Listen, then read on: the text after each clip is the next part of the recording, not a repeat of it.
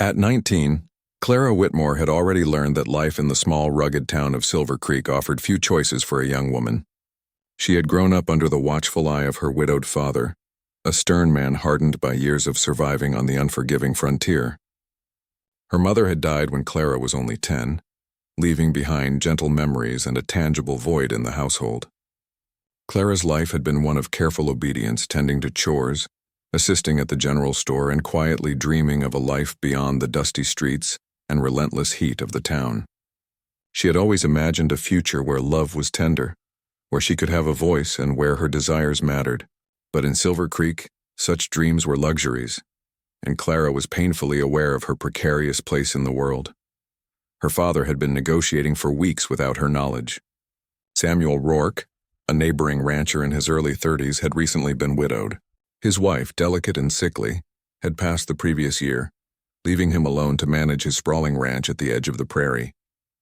Samuel's reputation in Silver Creek was well known, a strong, capable man of few words, reserved but honorable, who rarely sought companionship outside of his work.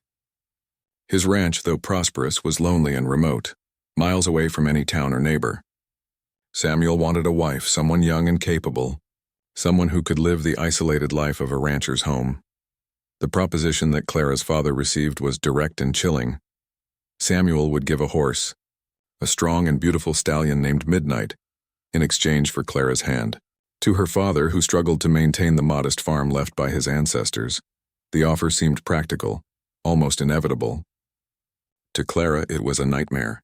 She had barely spoken to Samuel before, knew nothing of his habits or personality, and now she was expected to leave her home forever, to be married to a man she did not know, all because of a horse, a prize horse no less, a creature of strength and beauty but not worth a young woman's freedom.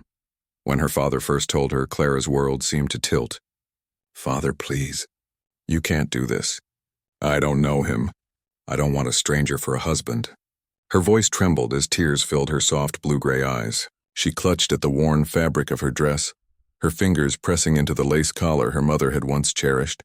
I'll do anything else. I can help more at the store, work the farm, but this is not right." Her father's expression hardened. Years of practical thinking and frontier survival had taught him that mercy was a luxury. "It's done, Clara," he said, his voice low but firm. "You are to go with Samuel. This horse will secure our farm and our future. You have no choice. You are a Whitmore, and this is your duty." He turned and walked away, leaving Clara with nothing but her despair. For hours, Clara sat in the dim light of her small room, trying to absorb the cruel reality. She packed a modest bundle of belongings, a few clean dresses, her mother's locket, a simple journal she had kept hidden, and a handkerchief embroidered with her initials. Each item felt like a fragment of her old life she was desperately clinging to. Her heart ached as she looked around the home she had known all her life. The familiar furniture, the wooden beams, the scent of dried herbs in the corners. Soon all of this would be gone, replaced by the unknown. The wagon that would take her to Samuel's ranch arrived at dawn. The wheels creaked as they rolled over the uneven, dusty road, sending clouds of brown dust into the air. Clara climbed aboard silently, her hands shaking as she gripped the edge of the seat. She tried to speak to the driver, to make conversation, but her voice came out in quiet, broken phrases. Samuel sat opposite her, a man of few words as usual. His eyes were a striking storm gray, a mirror of the harsh landscape he inhabited.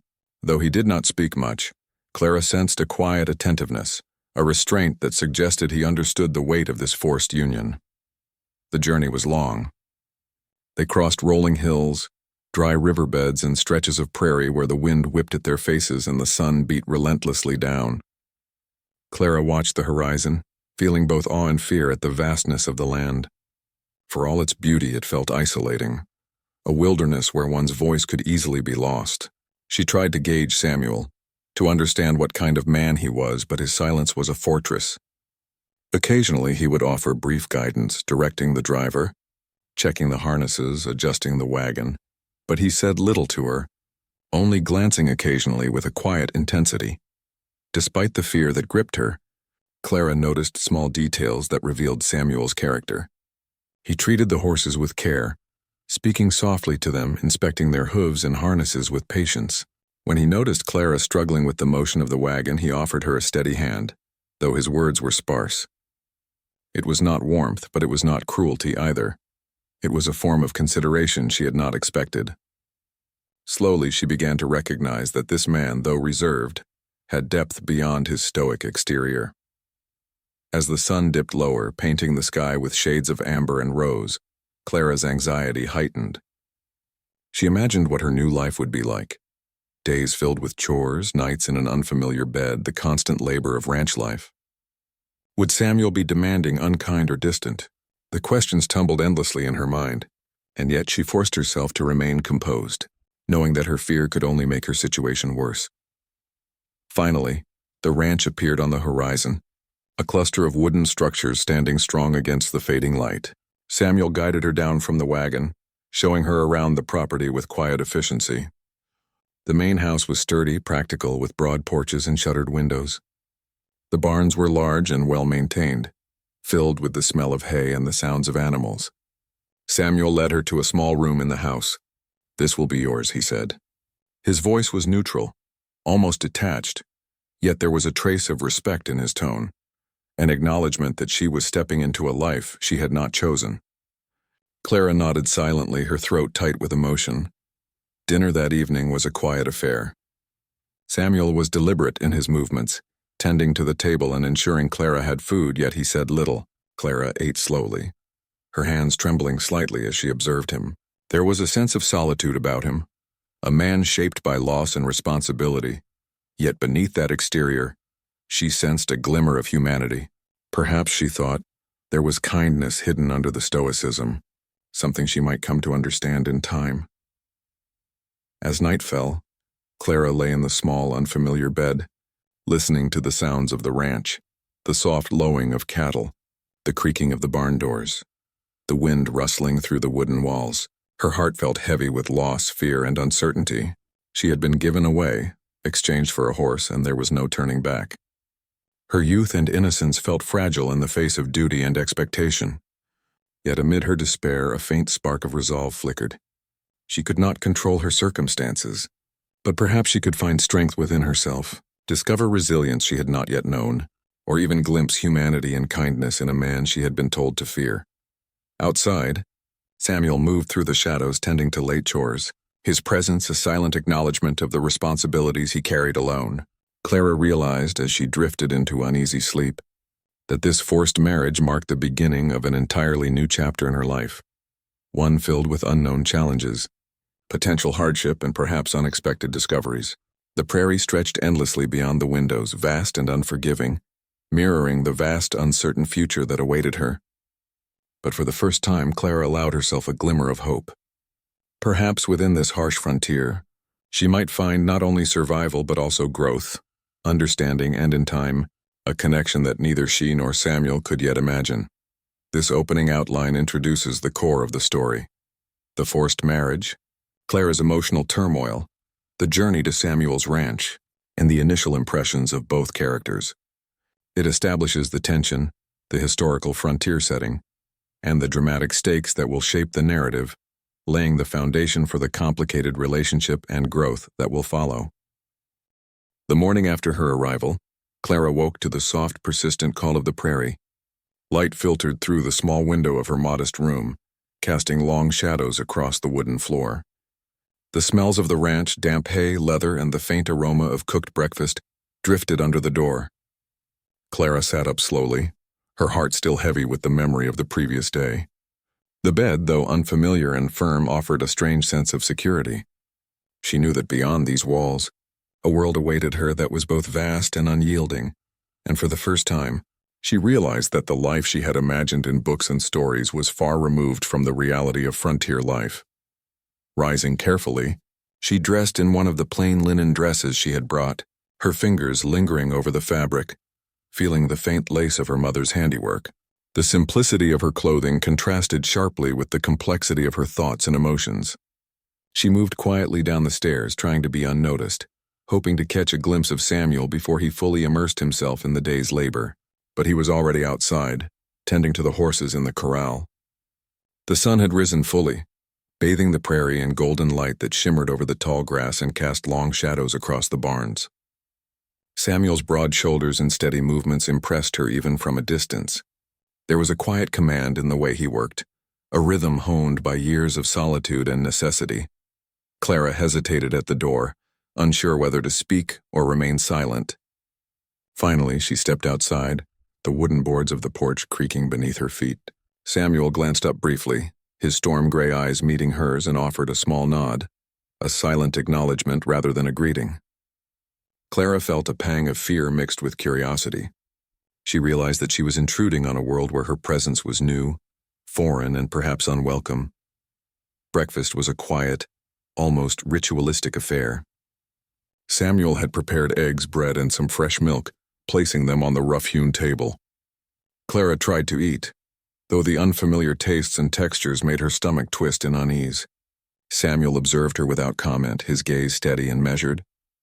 Though he said little, she noticed the small attentions he paid to her comfort, passing the butter quietly, refilling her cup without being asked, adjusting the blanket over the porch railing to shield her from the morning wind.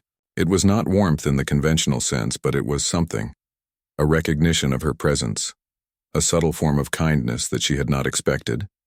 The day unfolded with the relentless pace of ranch life. Samuel showed Clara the chores that awaited her, a mixture of domestic duties and outdoor labor. She was to help with feeding the animals, mending fences, and maintaining the small vegetable garden that provided a portion of their sustenance. Each task was physically demanding, and Clara struggled at first, her body unaccustomed to the weight of heavy buckets, the strain of bending and lifting, and the precise coordination required to handle the animals safely. The horses were skittish, the cows stubborn, and the chores seemed endless. Sweat dampened her hair and her arms ached, yet she pressed on, driven by the need to prove herself useful in this new and alien environment. Samuel, ever watchful, did not hover but observed with quiet patience. He corrected her gently when she faltered, showing her how to hold the reins, how to balance on uneven ground, and how to anticipate the animal's movements. His instruction was firm yet measured, never harsh, and slowly Clara began to understand that his silence was not coldness, but a reflection of a man who expressed care through action rather than words. There was a dignity in his restraint, a subtle trust in her abilities, and Clara felt a spark of respect growing between them, though she would not admit it aloud. The midday sun brought a brief respite. Clara sat on the porch, wiping sweat from her brow, her hands sore and red from work. Samuel joined her, carrying a tin of water and 2 cups. He handed her one without speaking, and she accepted it with a small, hesitant smile. For a moment they simply watched the prairie together, the wind stirring the grass, the distant mountains standing like silent sentinels, and the endless blue sky stretching above them. The silence was not oppressive. It was a shared understanding, a mutual recognition of the vastness and harshness of their world. As days passed, Clara's routines became more familiar, though the work never lost its intensity. She learned the rhythm of the ranch, the way Samuel moved from task to task, the timing of feeding the animals, the need to repair fences before the next storm, and the constant vigilance required to care for the land. Slowly, she began to find her own place within this rhythm. Her initial fear gave way to cautious confidence as she realized that she was capable of much more than she had imagined. Her hands grew calloused, her back stronger, and her mind sharper. She discovered resilience she had never known, a stubbornness that allowed her to meet each challenge with determination rather than despair. Samuel, for his part, began to reveal glimpses of his own humanity. In quiet moments, he shared brief stories of his late wife, the challenges of running the ranch alone, and his hopes for the future. Though he spoke sparingly, each word carried weight and sincerity. Clara listened with rapt attention, sensing the loneliness and vulnerability beneath his rugged exterior. She began to see that Samuel was not simply a distant, imposing figure, but a man shaped by loss and responsibility, a man capable of patience, care, and even tenderness. Despite the growing familiarity, tension lingered between them. Clara was painfully aware of the circumstances that had brought her to the ranch, and Samuel was equally conscious of the forced nature of their union. There were moments of awkwardness, misunderstandings, sharp glances, and the occasional frustration when expectations clashed. Yet these moments also offered opportunities for growth, as they both learned to navigate the complexities of their new relationship. Each day brought small victories, a fence repaired correctly, a meal prepared just right, or a shared laugh at an unexpected mishap. These moments, though fleeting, were building blocks of trust and understanding. Evenings were perhaps the most challenging for Clara. The quiet of the ranch, once a source of comfort during the day, became a reminder of isolation when the sun set. She would sit by the fireplace, hands folded, listening to the wind whistle through the trees and the distant calls of nocturnal animals. Samuel, ever considerate, would sometimes join her, tending the fire or reading by the dim light. Their conversations were sparse but meaningful, touching on practical matters, the land, and occasionally the past. Clara began to appreciate the man behind the stoic exterior, recognizing a depth of feeling that he expressed through action and careful attention, rather than words. By the end of her first week, Clara had begun to adjust to life on the ranch. Though the sense of displacement never fully disappeared, she learned to navigate the physical demands of the work, the intricacies of caring for animals, and the subtleties of living alongside a man whose emotions were often hidden. She discovered reserves of strength and endurance she had never known, and a growing awareness of the quiet, steady presence of Samuel who, despite the circumstances of their union, was beginning to feel like a companion rather than a stranger. The first outline established the forced marriage and journey to the ranch, but this second outline deepens the narrative, showing Clara's adjustment to ranch life, the challenges she faces, and the beginnings of understanding and mutual respect between her and Samuel. It establishes the harshness of frontier life, the physical and emotional demands of the ranch, and the slow evolution of a relationship forged under difficult circumstances. Clara is no longer just a passive participant. She is beginning to assert herself, learn and adapt, while Samuel, through his quiet guidance and measured care, shows glimpses of the man he is beneath the rugged exterior. By the end of this outline, the stage is set for deeper emotional development, potential conflict, and the subtle growth of a bond that, while not yet romantic, hints at the possibility of trust, understanding, and eventual affection. Clara's journey of adaptation is not just about survival. It is about discovering her own strength, finding a place in a harsh world and beginning to see Samuel as a complex, multi-dimensional man, rather than just the man who took her away from her home. Weeks had passed since Clara's arrival at Samuel Rourke's ranch, and though she had begun to adjust to the physical demands of ranch life, the emotional strain of her circumstances was beginning to weigh heavily on her. Each sunrise brought new chores and challenges, and though she had grown stronger in body and more competent in her work, her heart remained restless and uncertain. She had learned the rhythm of the land, the patterns of the animals, and the meticulous care required to maintain the property. Yet the emotional landscape she inhabited was far more unpredictable. Samuel, the man she had been forced to marry, remained distant, stoic, and difficult to read. Though moments of quiet connection had begun to surface, the barriers between them were formidable, built from grief, pride, and the circumstances of their union. One morning, Clara awoke to the braying of horses in the corral. She quickly dressed in her linen gown, tied her hair back in a practical braid, and made her way outside. Samuel was already working with Midnight, the horse that had been the currency of her exchange. Clara felt a twinge of bitterness every time she saw the stallion, a reminder of the transaction that had forced her from home. Samuel noticed her approach, his storm-gray eyes briefly meeting hers. There was no warmth in his expression, but there was acknowledgement, a silent recognition of her presence. She swallowed her resentment and nodded, trying to appear composed. The morning chores began in earnest.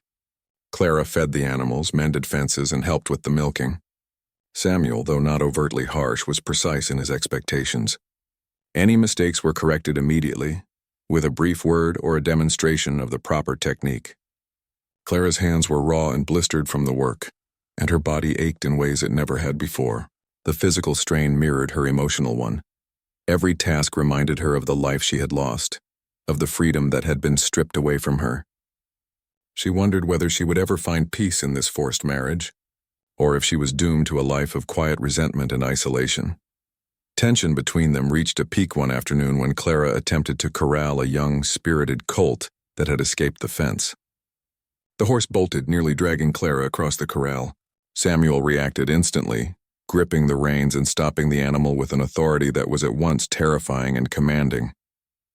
Clara stumbled back, heart racing, and met Samuel's gaze. "You must be more careful," he said, his voice firm but controlled.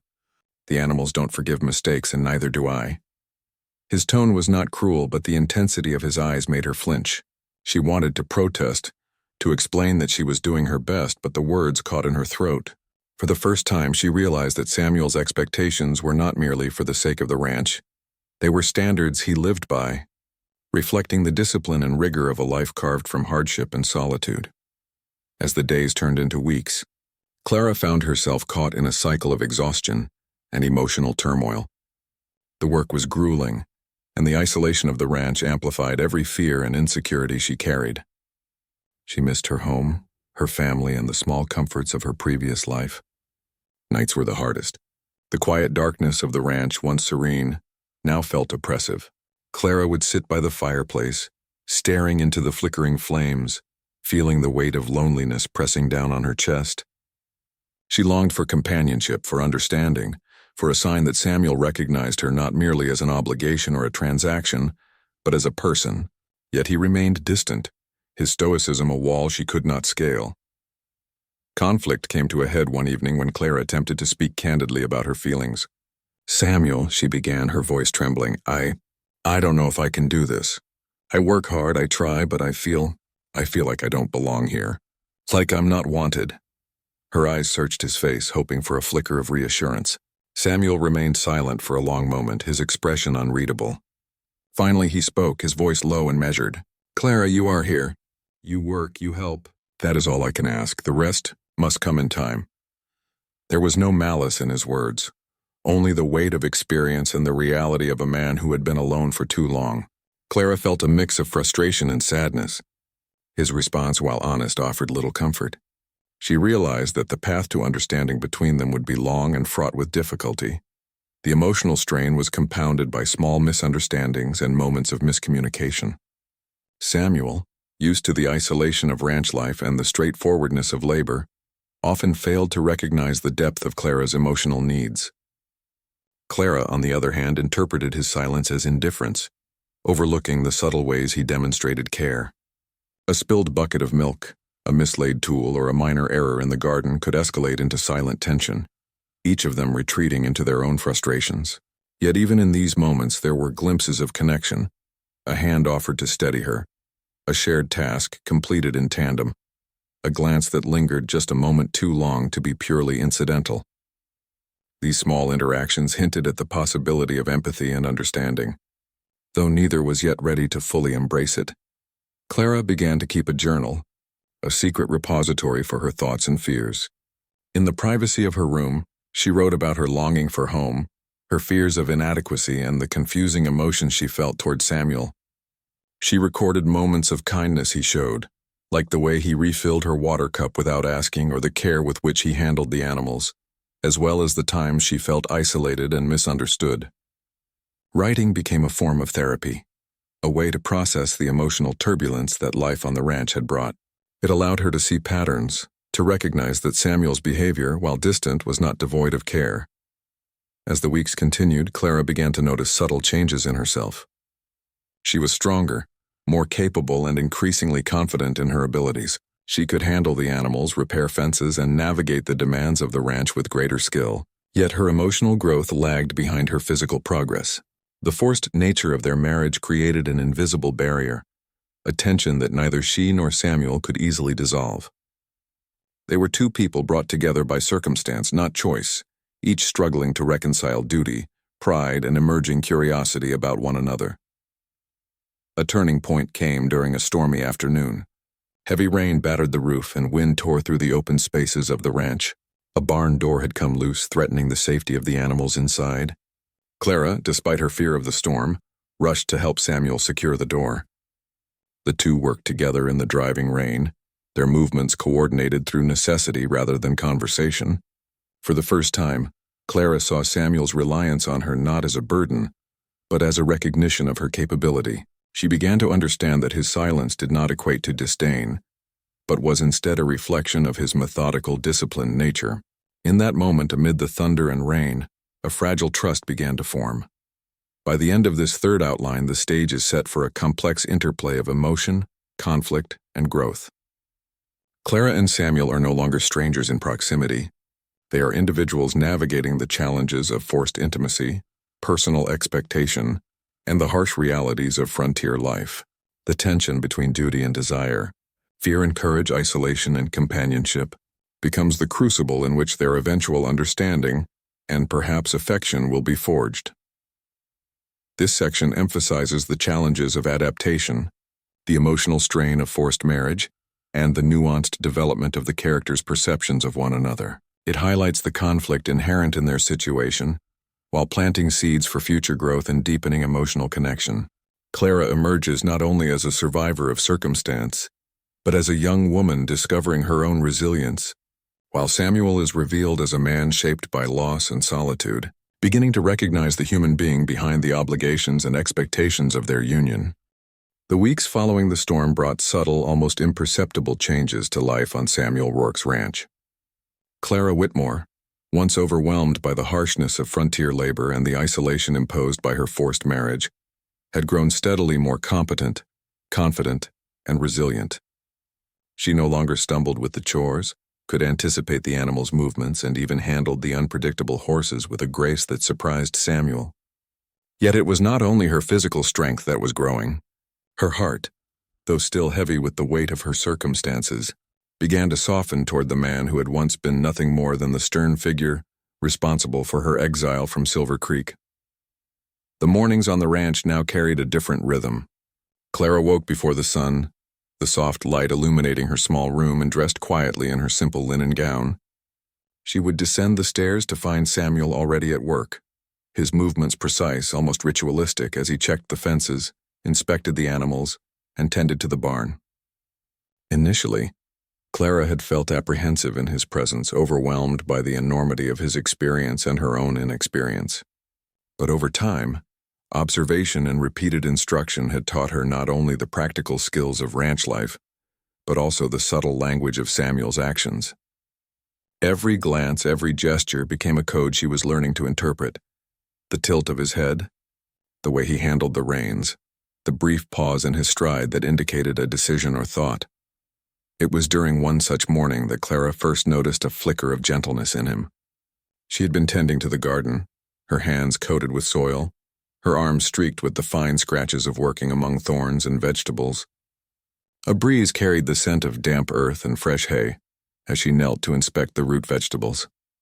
Samuel appeared silently at the edge of the garden, holding a small basket of freshly picked herbs. "You're working too hard," he said quietly, placing the basket beside her. His tone was firm but not reproachful, carrying a weight of concern that caught her off guard. Clara looked up, startled by the sudden awareness that this man, who had seemed so untouchable and remote, was attentive to her well-being.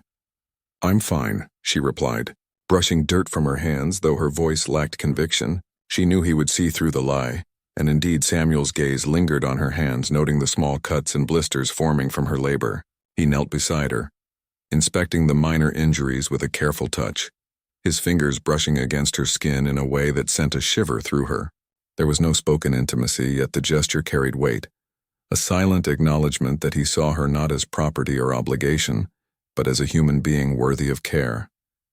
Clara felt her breath catch in her chest, a mixture of surprise, confusion, and something deeper that she had not expected to feel. The day unfolded with its usual demands, but the memory of that quiet exchange lingered in Clara's mind. She approached her tasks with renewed focus, aware of Samuel's presence in ways she had not been before. He, in turn, was no longer the distant, unapproachable figure she had feared.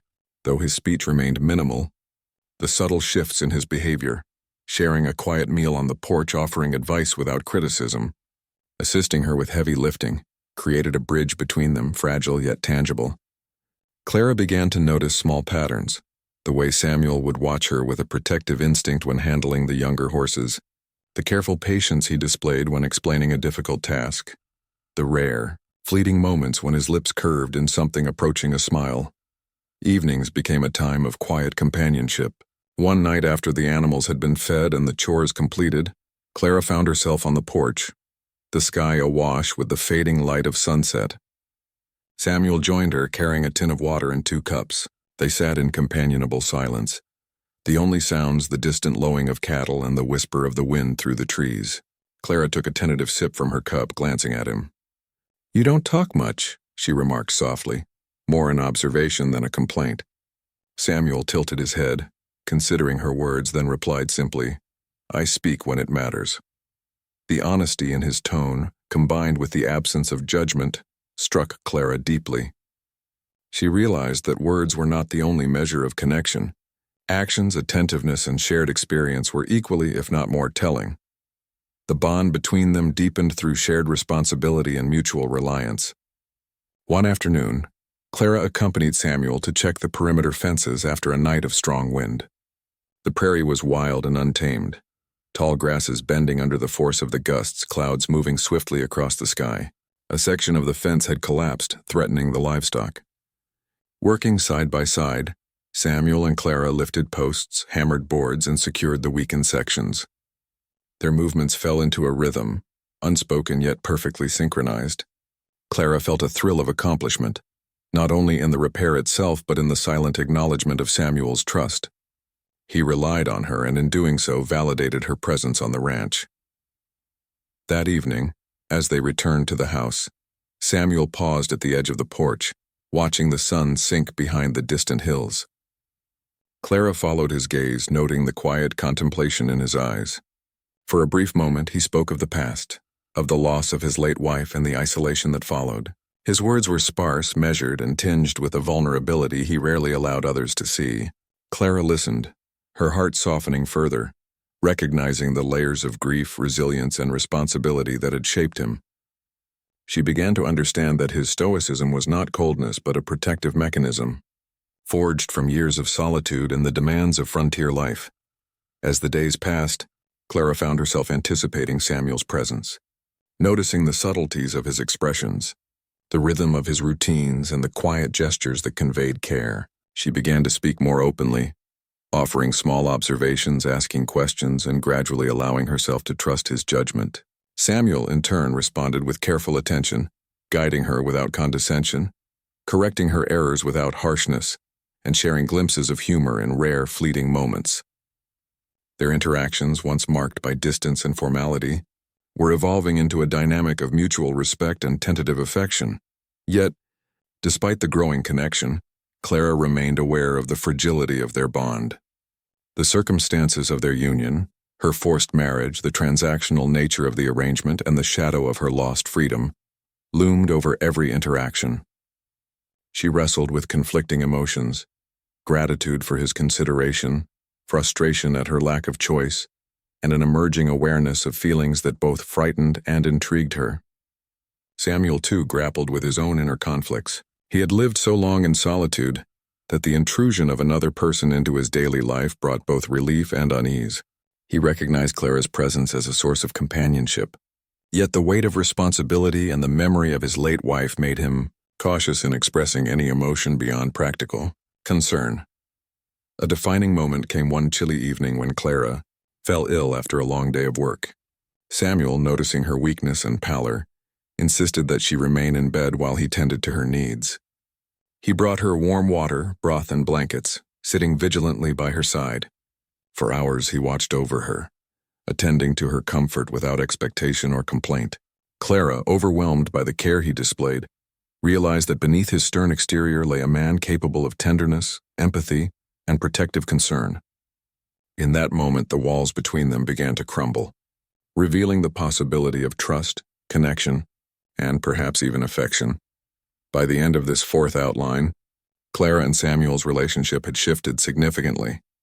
The initial fear, resentment, and distance that defined their early interactions were giving way to understanding, respect, and subtle emotional intimacy. Through shared labor, quiet gestures of care, and moments of vulnerability, they were beginning to see one another as complex individuals rather than mere participants in a forced arrangement. Clara's growth, physical, emotional, and psychological, was mirrored by Samuel's gradual willingness to allow another person into his carefully guarded life. This section sets the stage for the next phase of the story: the deepening of their bond, the emergence of romantic tension, and the gradual transformation of a forced marriage into a partnership built on trust. mutual respect, and the beginnings of love. The frontier environment, with its physical demands and isolation, serves as both a crucible and a backdrop for the evolution of their relationship, testing their resilience, patience, and capacity for connection. Months had passed since Clara Whitmore first arrived at Samuel Rourke's isolated ranch. A young woman traded for a horse, filled with fear and uncertainty. The frontier life had been harsh, unrelenting, and isolating, but it had also been transformative. Clara's hands, once soft and untested by labor, bore the calluses and small scars of relentless work. Her body had grown stronger, her posture steadier, her movements confident as she navigated the ranch's endless chores. Yet it was not only her physical transformation that marked the passage of time. It was the subtle, almost imperceptible evolution of her heart and of Samuel's, in ways neither had expected. The mornings now began with a sense of shared purpose. Clara rose before the sun, dressing quickly in her sturdy linen gown, her hair tied neatly to avoid interference with her work. She walked outside to find Samuel already attending to the horses, the familiar rhythm of the ranch providing comfort rather than fear. Over time, she had learned to interpret his quiet gestures, the tilt of his head, the way he shifted his weight, the brief pause before giving a command as expressions of thought, care, and increasingly trust. The relationship that had begun as a transaction, a forced union, was evolving into something richer, something neither of them had anticipated. One crisp autumn morning, Clara found herself riding midnight across the rolling prairie, Samuel walking beside her. The sky stretched endlessly above them, painted with streaks of orange and gold, the wind cool and invigorating against their faces. Clara's heart soared with the freedom of the ride, the vastness of the landscape offering a sense of release from the confines of both her fears and her former life. Samuel's presence, once intimidating, now felt steadying, protective, and almost companionable. He gave her a nod of approval, and she responded with a small, shy smile, the unspoken acknowledgement of shared confidence passing between them. Life on the ranch, while still demanding, had become a series of shared experiences that fostered intimacy. Clara and Samuel found themselves working side by side, repairing fences, tending to livestock, and preparing for the long winter. In these moments of labor, words became unnecessary. Trust, cooperation, and understanding spoke louder than any conversation. Clara began to anticipate Samuel's needs and intentions, and he, in turn, relied on her judgment and presence. There was a sense of mutual dependence now, not born of obligation but of respect and growing affection. Evenings became their time for quiet reflection and shared companionship. After the chores were complete, they would sit by the fireplace sipping warm tea or sharing a simple meal. Their conversations, once limited to practical matters, now touched upon memories, aspirations, and fleeting moments of humor. Samuel, though still reserved, began to reveal more of himself, the stories of his youth, the loss of his late wife, and the loneliness that had haunted him for years. Clara listened attentively, her heart softening with empathy and understanding. She began to see Samuel not as a distant stoic figure, but as a man shaped by circumstance, grief, and the harshness of frontier life, yet capable of kindness, patience, and, most importantly, love. A turning point came during the first snow of the season. The prairie was blanketed in white, the world transformed into a silent, magical landscape. Clara and Samuel worked together to secure the livestock, their breath visible in the cold air, their hands numb from the chill. The beauty of the snow, the shared labor, and the quiet companionship created a rare moment of intimacy. Samuel reached for Clara's hand to steady her on the icy ground, and for the first time, she did not recoil. The contact, simple yet profound, conveyed trust, protection, and a burgeoning affection that words could not capture. Clara's heart fluttered with a mix of excitement, warmth, and tentative hope. A hope she had not thought possible when first forced into this marriage. The bond between them deepened further through moments of vulnerability. One evening, a fierce windstorm battered the ranch, tearing at the fences and threatening the livestock. Clara, fearing for the animals, worked tirelessly alongside Samuel, her determination matching his own. Exhausted, cold, and soaked to the skin, they took refuge in the barn, catching their breath. Samuel, noticing Clara shivering, wrapped his coat around her shoulders. The closeness, the shared struggle, and the simple act of care broke down barriers that had long separated them.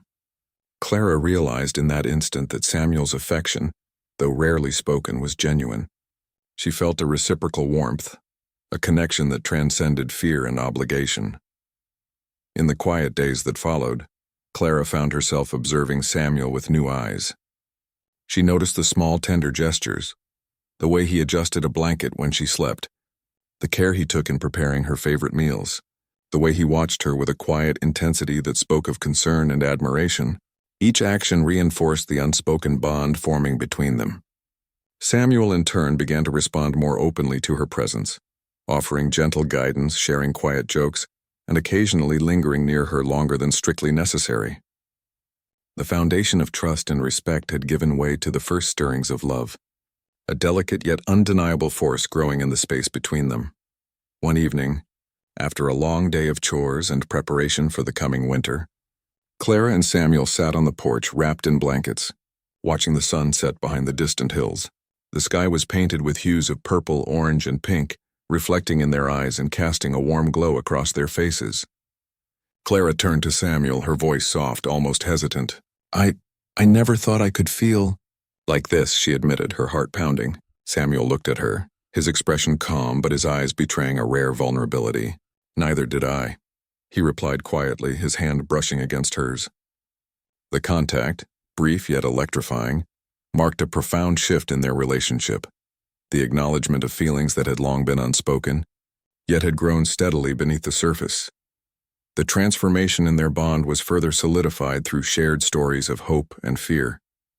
Clara spoke of her childhood dreams, the books she had once cherished, and the fleeting fantasies of love she had never thought to pursue. Samuel shared his experiences of solitude, the regrets of his past, and the cautious optimism he had learned to hold on to. Through these exchanges they found common ground, understanding and acceptance. The forced nature of their marriage, while still a reality, no longer defined their interactions. Instead, their connection was shaped by mutual recognition, emotional intimacy, and the quiet acknowledgement of love growing between them. By winter's end, Clara and Samuel had established a new rhythm. They rose together, worked together, and found comfort in each other's presence. The ranch, once a symbol of isolation and hardship, had become a shared home, a space where both had discovered resilience, companionship, and the beginnings of true affection. Clara's initial fear and resentment had transformed into admiration, trust, and love, while Samuel's stoicism had softened into gentle care and attentive presence. The final moments of this outline capture the essence of their journey, the evolution from strangers bound by circumstance to partners bound by understanding, respect, and budding love. Clara and Samuel stand side by side on the porch, watching the prairie stretch endlessly before them.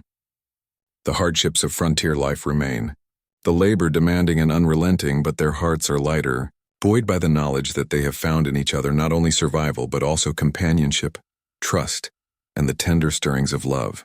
The forced marriage that began as a cruel transaction has, through patience, shared hardship, and emotional growth, blossomed into a partnership grounded in mutual respect, understanding, and the hope of a future together. This final outline completes the arc of their relationship. From fear, resentment, and isolation through struggle, conflict, and tentative understanding, to acceptance, affection, and the beginnings of love, it highlights the transformative power of shared experience, emotional vulnerability, and the slow, careful building of trust. Clara and Samuel, once divided by circumstance, now find themselves united not only by necessity, but by the profound realization that love, though unexpected and delayed, can grow even in the harshest of places.